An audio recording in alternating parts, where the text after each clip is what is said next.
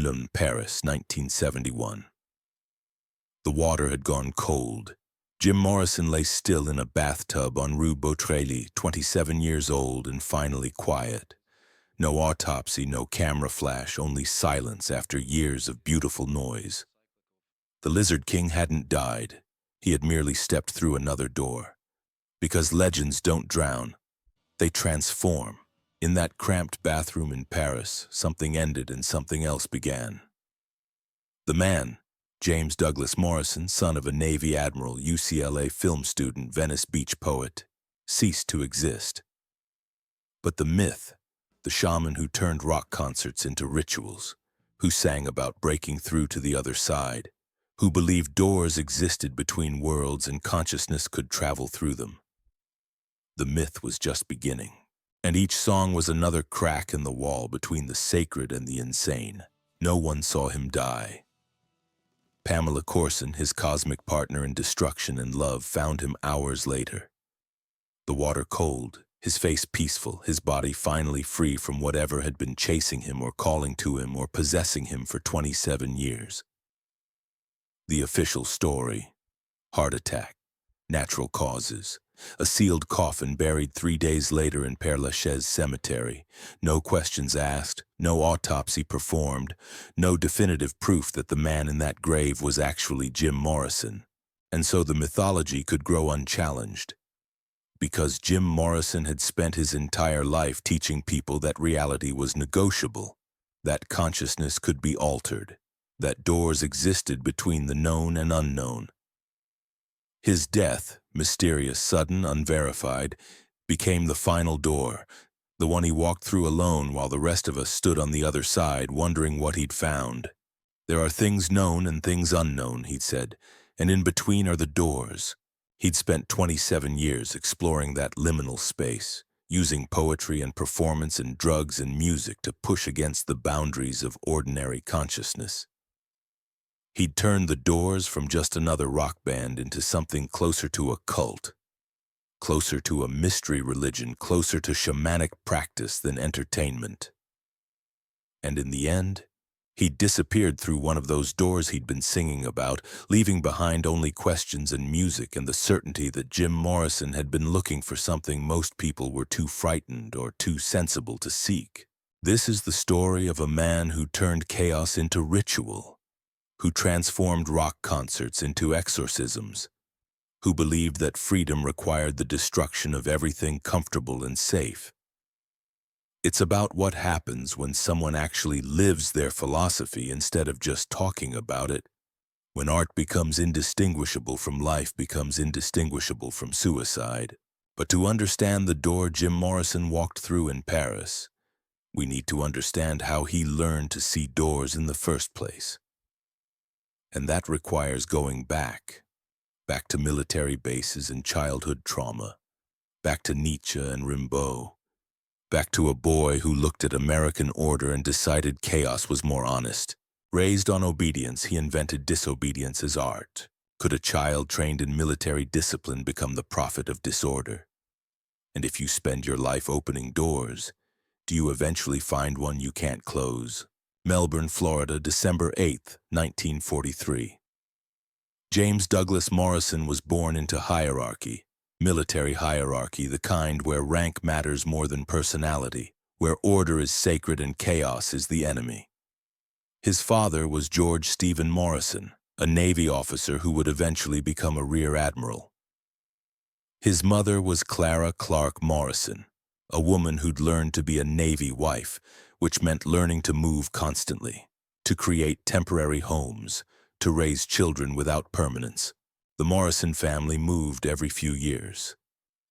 Different bases, different states, different schools where Jim was always the new kid, always trying to fit in or not fit in, always aware that nothing lasted, that home was temporary, that identity was something you performed rather than something you were. For most military children, this creates either rigid adherence to structure or complete rebellion. Jim chose rebellion, but not the obvious kind. Not acting out, not getting in trouble, not visible defiance. His rebellion was interior, philosophical. the kind that reads forbidden books and questions fundamental assumptions about reality. "I never had a hometown," he said later. "I had America." But what America? Not the suburban dream of the 1950s, not the comfortable fiction of progress and prosperity and everyone being happy. Jim saw through that immediately, recognized it as theater, as collective delusion. He was looking for something real, something that didn't require pretending. Something that acknowledged darkness and desire and death and all the things polite society agreed not to mention. He found it in books. Not the assigned reading, he did that too, was a straight-A student when he bothered, but the dangerous books, the banned books, the books that promise to show you reality without the comfortable lies.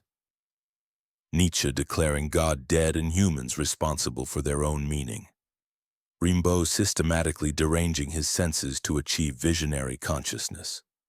Blake claiming infinity could be seen in a grain of sand if you looked correctly. Artaud demanding theater become ritual and consciousness become performance. These weren't just authors to Jim. They were maps to territories nobody talked about. Proof that other ways of being existed, that you didn't have to accept the agreed-upon definition of reality. "I am interested in revolt, disorder, chaos, the escape from reality," he would later say. But here's the crucial misunderstanding. Jim wasn't escaping from reality. He was escaping from the fiction that American culture called reality. The fiction that everyone was content, that suburban life was paradise, that consciousness had clear boundaries and staying inside them was virtue. He wanted actual reality, the kind that included darkness and irrationality and forces that couldn't be controlled or explained. There was a specific moment. Jim told this story repeatedly, made it central to his personal mythology. He was 4 years old, riding with his family through the New Mexico desert. They passed a car accident. Native Americans lay injured or dying on the roadside, blood and chaos and the randomness of death made visible. Jim, watching from the car window, became transfixed, traumatized, changed. Years later, he'd claimed that the souls of those dying people entered him, that he'd been possessed from that moment forward, that he carried something ancient and shamanic inside him, something that made him a vessel for forces most people spent their lives avoiding. Whether this actually happened or whether Jim constructed this mythology around himself doesn't matter. What matters is that he believed it, that it became his origin story, his explanation for why he felt different, why ordinary consciousness felt like a cage, why he needed to push boundaries and test limits and see how far consciousness could stretch before it snapped. By high school, Jim was the smart, weird kid. Too intelligent to fit in with normal teenagers, too drawn to darkness to be conventionally popular, too interested in ideas nobody else cared about to make easy friendships. He read constantly, Kerouac and Ginsberg, the beats who'd already mapped the territory between conventional success and authentic experience. He started writing, filling notebooks with observations and attempts to capture something he couldn't quite name. His father wanted him to join the military, to follow the family tradition of service and hierarchy. Jim had other plans. He enrolled at Florida State University, lasted 1 semester, then transferred to UCLA to study film. Los Angeles in 1964, it was perfect. Film school attracted misfits and visionaries, people who believed cameras could capture dreams, who wanted to make art that disturbed rather than comforted. Jim thrived there. He made experimental films that confused his professors. No narrative, just images and sound and feeling, attempts to recreate altered states of consciousness on celluloid. He studied anthropology, learned about shamanic practices in tribal cultures, became fascinated by how ritual and rhythm could create transcendent experiences. He read deeper into philosophy, into mysticism, into anything that promised to explain or expand consciousness, and he started taking drugs. Not recreationally, Jim was too serious for mere recreation. He took drugs as research, as spiritual practice, as systematic exploration of consciousness. LSD particularly fascinated him. This chemical that dissolved boundaries between self and world, that made ordinary objects luminous with meaning, that promised access to dimensions of experience rational consciousness couldn't reach. Expose yourself to your deepest fear, he believed, and after that you are free. After graduating in 1965, Jim should have looked for work, started networking, begun climbing the Hollywood ladder. Instead, he moved to Venice Beach, lived on a rooftop, took acid, wrote poetry, and let himself become whoever he was becoming without interference from practical concerns or career ambitions. He wasn't waiting for fame. He was waiting for a revelation disguised as feedback. He was 21 years old, beautiful in that dangerous way that suggests both intelligence and recklessness, carrying himself like someone who knew secrets the rest of the world had forgotten. His hair was long, his stare was steady and unnerving. His whole presence suggested someone who'd traveled far enough into darkness to bring back visions. On Venice Beach one day, Jim ran into Ray Manzarek, someone he'd known from UCLA. They talked about music, poetry, whether it was possible to create rock music that was actually art. Jim mentioned he'd been writing songs, that he had lyrics but no music, that he'd been singing to himself on the beach. "You sing something," Ray said. Jim sang the opening lines of something he'd been working on. Ray, who'd been playing in bar bands for years, recognized immediately that this wasn't just another wannabe. This was different. Poetry set to internal rhythm, words that suggested rather than stated, imagery that was simultaneously beautiful and disturbing. "We should start a band," Ray said. They called it The Doors.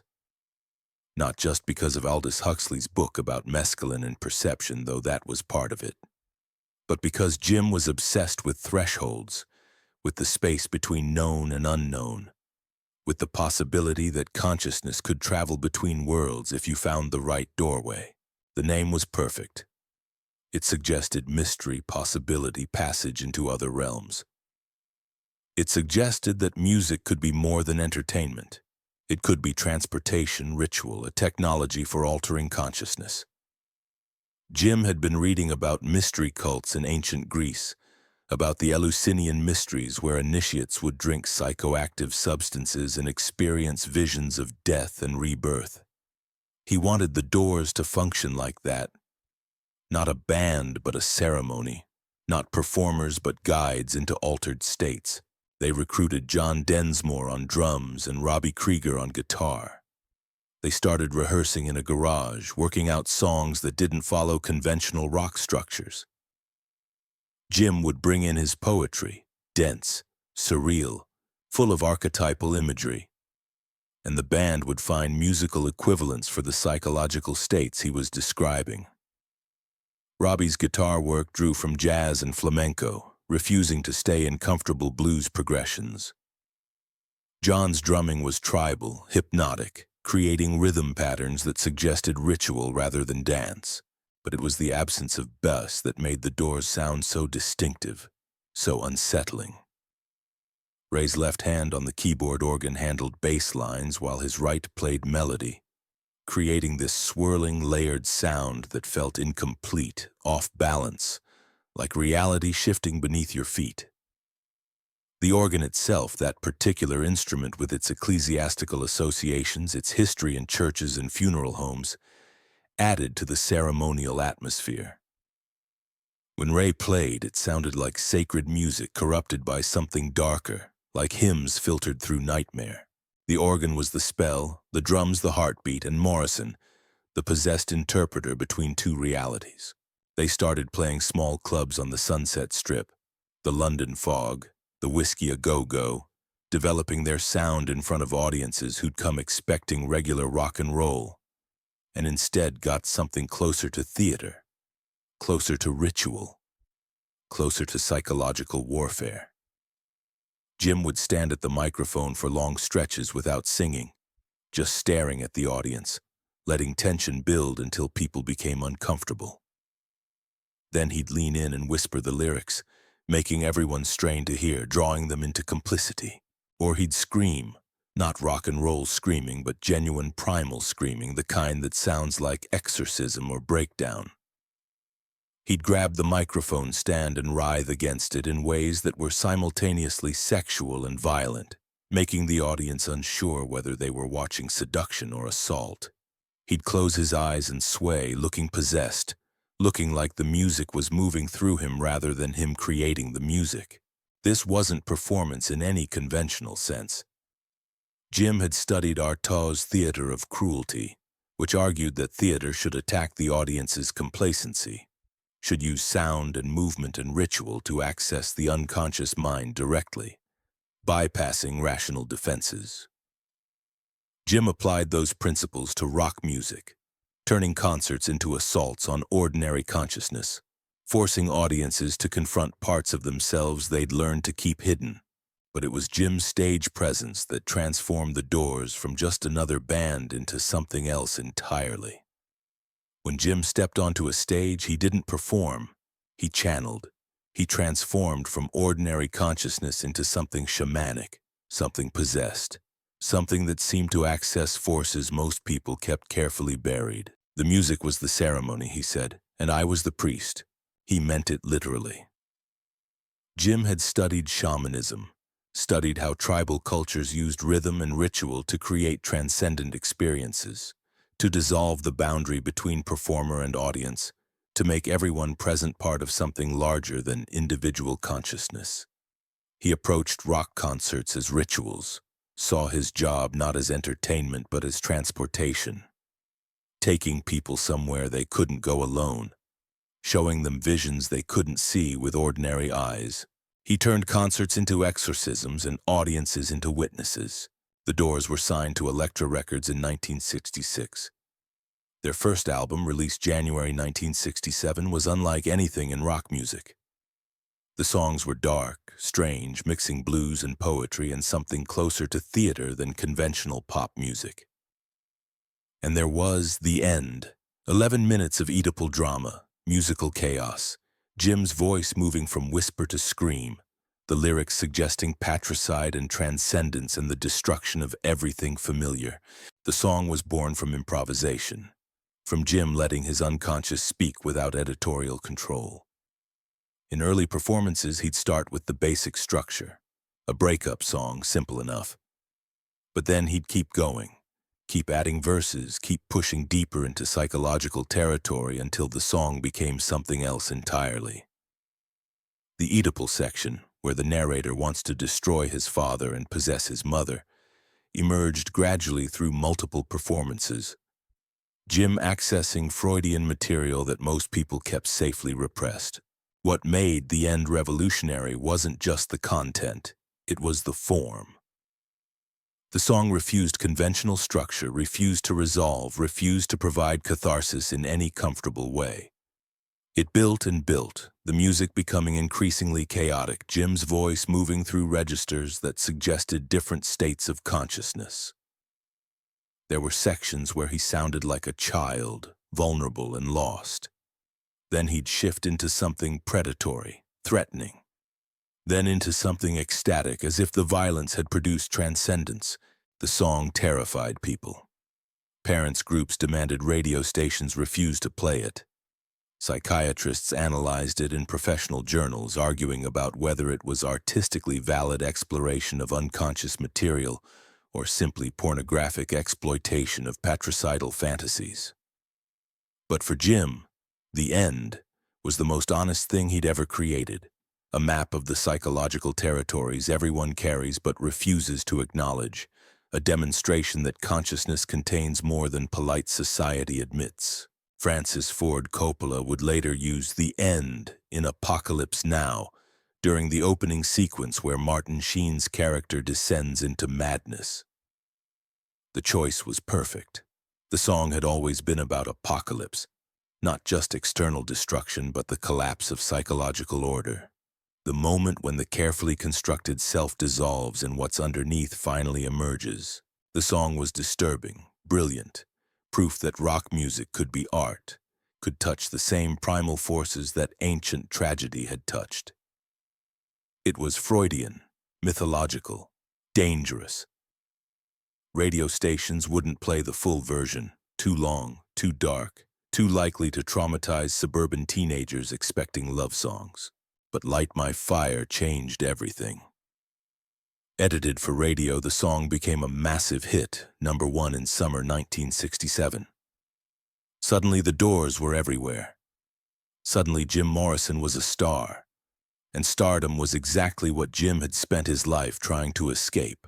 Fame in 1967, the summer of love, when rock stars became spokespeople for hope and peace and a better future, crashed over Jim like a wave. But he wasn't interested in hope. He was interested in darkness, in the parts of consciousness that hippie optimism wanted to ignore, in the understanding that liberation required destruction, that you couldn't build something new without burning down what existed. His lyrics weren't rebellion. They were scripture for the ungovernable. The Doors' second album, Strange Days, was darker than the first. Songs about alienation, about cities as prisons, about consciousness as trap. The music was more experimental, more willing to follow strange directions, less interested in commercial success than in pushing boundaries. Jim was drinking heavily now. Not socially, constantly. Bourbon and beer and whatever would change his perception, would help him access the shamanic state he needed on stage, would quiet the noise of being Jim Morrison, the famous person, when he just wanted to be Jim Morrison, the poet. Concerts were becoming more chaotic. Jim would forget lyrics, improvise spoken word poetry over the music, stand at the microphone swaying and testing how long audiences would wait for him to actually sing. Sometimes it was brilliant, genuine shamanic possession, the boundary between performer and audience dissolving, everyone present part of the ritual. Sometimes it was just a drunk guy unable to do his job. A friend is someone who gives you total freedom to be yourself, Jim said. But who was Jim's self? The poet, the performer, the drunk, the intellectual who discussed Nietzsche, the sex symbol on magazine covers? All of them? None of them? Something that couldn't be fixed into any single identity because identity itself was just another door to walk through? By 1968, the Doors were playing larger venues, arenas and stadiums where thousands of people screamed and pressed forward. The intimacy was gone. Instead of ritual, it was spectacle. Instead of shamanism, it was entertainment. Jim was becoming what he'd always feared, a commodity, an image, a product marketed to teenagers who wanted rebellion packaged as entertainment. He wore leather pants because they photographed well, because they made him look dangerous, because sex appeal sold records. But the leather pants became a prison. People expected Jim the sex god, Jim the lizard king, wanted the performance without understanding it was supposed to be ritual. Jim started testing limits. How offensive could he be before people stopped worshiping and started thinking? Hollywood Bowl, July 1968. 15,000 people. Jim walked on stage in black leather, stood under blue lights, started singing The End. When he reached the section about patricide, the Oedipal violence at the song's heart, he didn't just sing it. He screamed it, channeled it, performed it as exorcism rather than entertainment. The audience was mesmerized, terrified, unable to look away. But something else was happening that night. Jim wasn't just performing the song. He was living it, was letting the material possess him completely. Between verses, he'd drop to his knees, his body convulsing like someone in the grip of spiritual crisis. He'd reach out to the audience with trembling hands, not as rock star, but as someone drowning. Someone asking to be saved or destroyed or witnessed in his unraveling. The Hollywood Bowl performance became legendary not because it was good in any conventional sense. Jim forgot sections, repeated verses, lost the thread of the song multiple times, but because it achieved what Jim had always wanted. The dissolution of the boundary between performer and audience, between art and life, between consciousness and whatever lies beneath consciousness. For those 11 minutes, 15,000 people weren't watching entertainment. They were participating in ritual, were witnessing someone push against the limits of psychological coherence. Backstage after the performance, Jim collapsed. Not from exhaustion, from whatever force he'd been channeling leaving his body. Ray Manzarek found him in the dressing room, shaking, unable to speak coherently, looking like someone who'd returned from a place most people never visit. "I went too far," Jim finally said. "I saw what's on the other side." He never explained what he meant, but from that night forward something changed.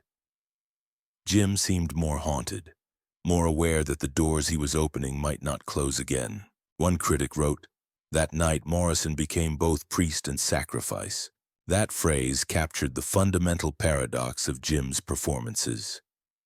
He was simultaneously the person conducting the ritual and the offering being consumed by it, the shaman guiding the journey and the victim destroyed by what he found there. He stopped performing songs and started performing truth, and truth frightened people. The drinking got worse. Jim would show up to concerts barely able to stand.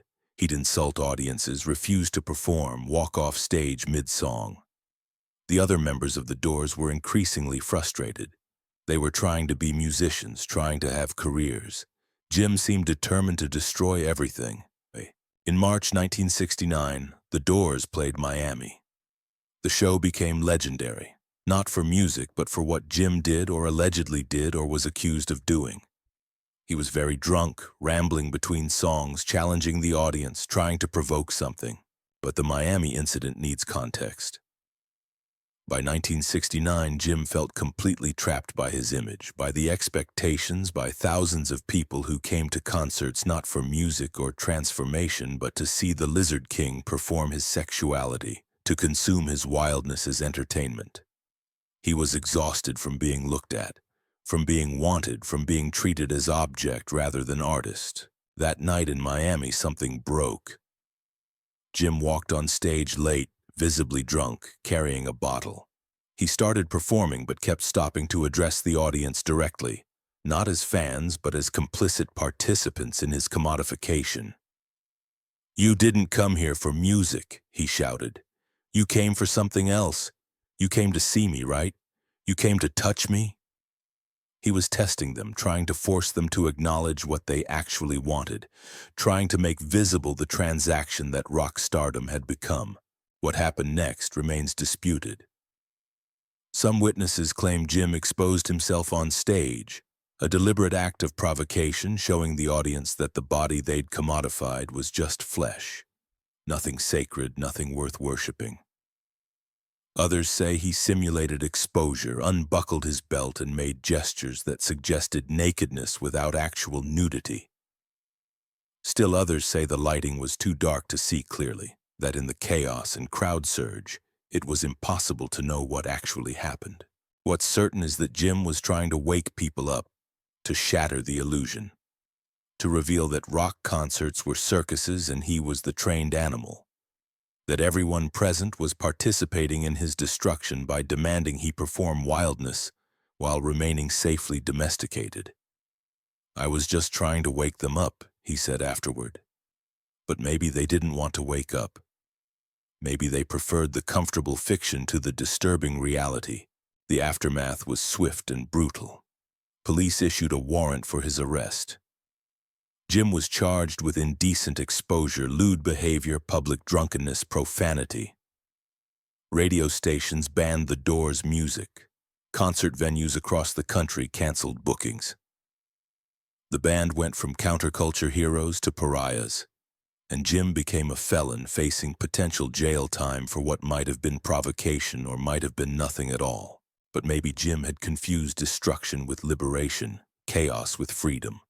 Maybe the shaman had become the cautionary tale. By 1970, Jim looked different. Weight gained from drinking, face bloated, the beauty fading into something rougher.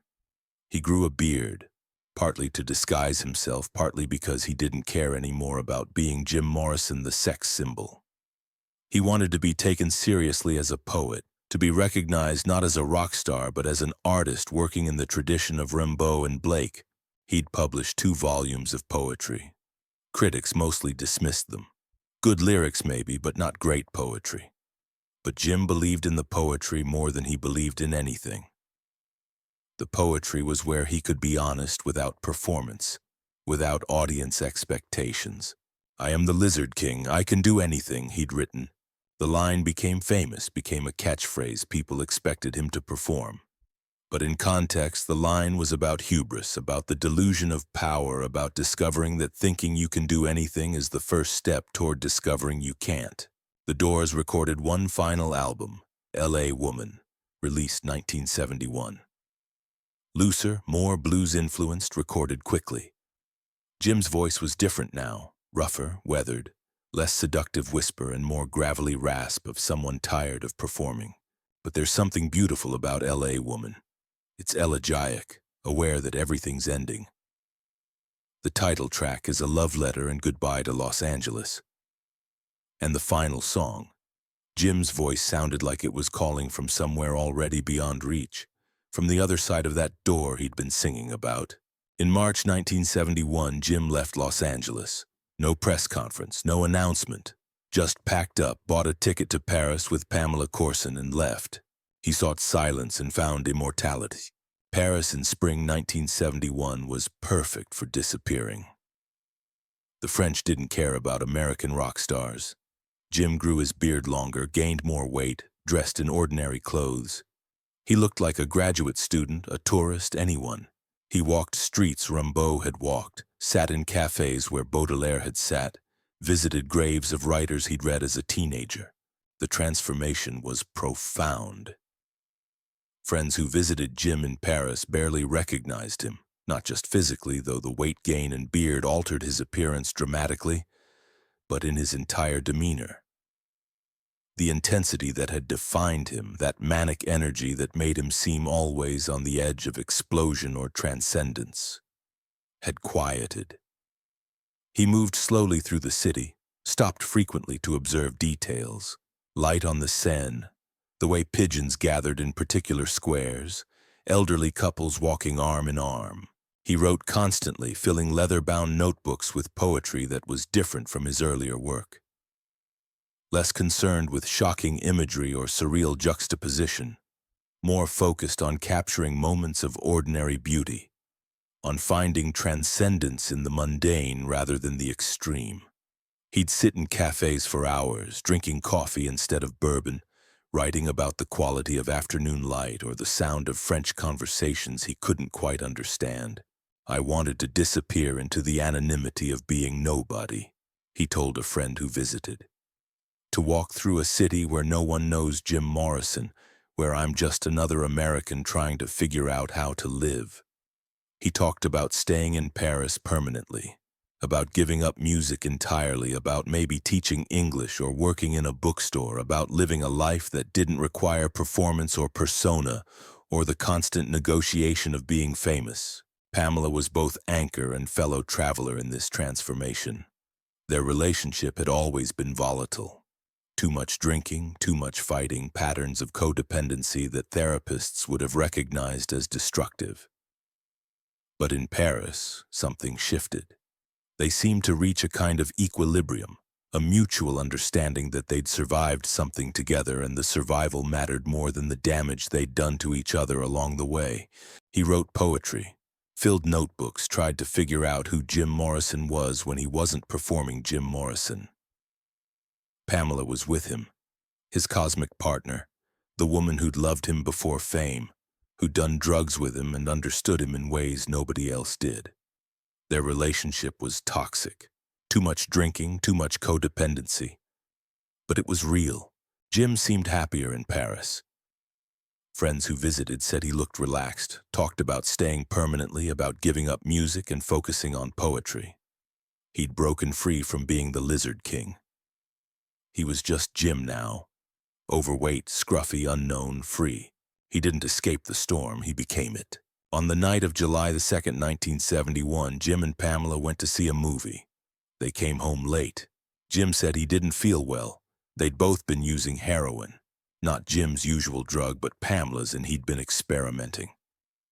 Speculation exists that the heroin might have been stronger than expected, might have been cut with something fatal. Jim took a bath.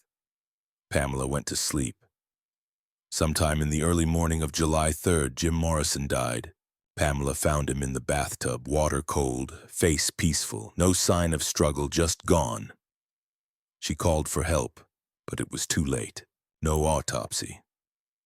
That detail transformed death into mythology. A doctor-certified heart attack. The coffin was sealed. Jim Morrison was buried 3 days later in Père Lachaise Cemetery, where Balzac and Proust and Oscar Wilde are buried. The speed, the lack of autopsy, the sealed coffin, all of it fueled speculation. Was it really Jim in that coffin? Had he faked his death to escape fame? Murder? Drug overdose covered up? Conspiracy? The theories multiplied in the vacuum created by lack of evidence. Some claimed Jim had overdosed on heroin, Pamela's drug, not his, and that friends had placed him in the bathtub to stage a more respectable death. Others suggested he'd been murdered by drug dealers or intelligence agencies who saw him as a dangerous influence on American youth. The most elaborate theories had Jim faking his death entirely, living in anonymity somewhere. Africa, South America, a small town in America where nobody would think to look for him. The Club 27 phenomenon added another layer to the mythology. Jim became the third member of that tragic constellation. Jimi Hendrix died September 1970, Janis Joplin in October 1970, Jim in July 1971, all at age 27, all at the peak of their powers, all from causes related to the lifestyle their fame had enabled. Later, Kurt Cobain and Amy Winehouse would join the club, and people would wonder if there was something about 27, some psychological or spiritual crisis that artists face at that age. Some threshold between youthful invincibility and adult mortality. But the real reason for the mythology wasn't the age or the circumstances. It was that Jim Morrison had spent his entire career teaching people to question reality, to see through official narratives, to understand that doors existed between worlds. His death, mysterious and unverified, became one more door, one more invitation to look beyond surface explanations and consider other possibilities. The lack of autopsy wasn't a cover-up necessarily. It was perfectly consistent with Jim's entire philosophy that reality is negotiable, that truth is less important than meaning, that mystery serves consciousness better than certainty. Probably Jim Morrison died exactly how the official story says. Heart attack, possibly drug-related, a young man who'd pushed his body too hard. But the lack of definitive proof meant mythology could grow, meant Jim could become immortal in a way living would have prevented. His gravestone bears Greek words, kata ton daimona eotou, true to his own spirit. Perfect. Jim had spent his life being true to whatever demon drove him, whatever force wouldn't let him be comfortable, whatever voice kept saying go further, push harder, don't settle. The demon killed him, but it also made him immortal. Pamela died 3 years later, also age 27, also drug-related. In death as in life, they were cosmic partners, companions on a journey that was always going to end badly because they refused to compromise, refused to be careful, refused to choose survival over experience. The Doors disbanded. Ray, John, and Robbie tried continuing as a trio, but it didn't work. The Doors weren't a band, they were a ritual, and Jim had been the priest. Without him, it collapsed back into just music. But the mythology grew. Jim Morrison became the patron saint of Club 27, that tragic group who died at 27. Jimi Hendrix, Janis Joplin, Kurt Cobain, Amy Winehouse. Each death different, each person unique, but sharing something. The sense that genius and self-destruction are intertwined, that some people burn too bright to last. Death makes angels of us all and gives us wings where we had shoulders smooth as ravens' claws, Jim had written. Jim's grave became pilgrimage site. Fans from around the world visit Père Lachaise, leave flowers, poems, bourbon, offerings to a man who'd opened doors they were still trying to walk through. For years, the grave was covered in graffiti, messages, lyrics, declarations. The cemetery eventually built a barrier, but still people come, still they treat it as sacred space. Because Jim Morrison had become more than a person. He'd become a symbol of refusing to compromise, of living authentically even when authenticity kills you, of being true to your own demon even if that demon consumes you. The Doors' music endured. Songs became classics, played constantly, discovered by new generations who heard something in Jim's voice, some combination of seduction and threat, of promise and danger, of invitation into spaces most people are too smart or too scared to enter. And his poetry found new audiences. People discovered Jim's writings, found value in his attempts to capture consciousness on paper, to make language do things it wasn't supposed to do. Real poetry doesn't say anything, he'd said. It just makes you feel something. Maybe that's the best way to understand Jim Morrison. Not as someone who said things clearly, but as someone who made you feel intensely. The confusion, the chaos, the contradictions weren't bugs. They were the system. Jim Morrison wasn't providing answers. He was intensifying questions, making everyone feel the strangeness of existence, the terror and beauty of being conscious. His life asked, what happens if you refuse every limitation, if you push against every boundary, if you actually live your philosophy instead of just discussing it? The answer, you die at 27 in a Paris bathtub. But you also become legend. You open doors for everyone who comes after, show them it's possible to reject comfortable lies. That authenticity is available if you're brave enough or desperate enough to claim it.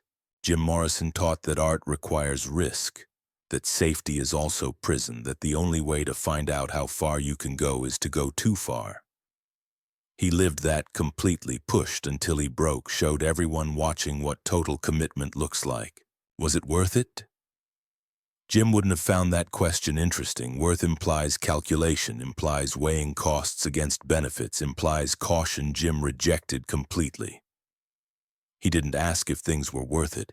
He asked if they were real, if they were true, if they were alive with possibility. Some doors don't close, they echo. On walls in Paris after his death, someone wrote, "He opened the door and never came back." But maybe that's not quite right. Maybe Jim Morrison did come back, not as a person but as a possibility, as proof that other ways to live exist, as reminder that doors of perception are still waiting if we're brave enough to turn the handle. The bathtub in Paris was the end of Jim Morrison, the person. But Jim Morrison, the myth, the Lizard King, the shaman who turned concerts into rituals, he's still alive, still calling from the other side of doors, still inviting everyone who feels trapped by ordinary consciousness to take the risk, push the boundary, see what happens when you refuse to be ordinary. Jim Morrison spent 27 years showing what that looks like. The fire was beautiful. The burning was complete. The door remains open. Jim Morrison didn't die in Paris. He just crossed over to the side he'd been singing about all along. If every act of creation requires destruction, was Jim Morrison creating art or performing his own funeral? And when someone walks through the door between worlds, do we mourn their fall or envy their freedom?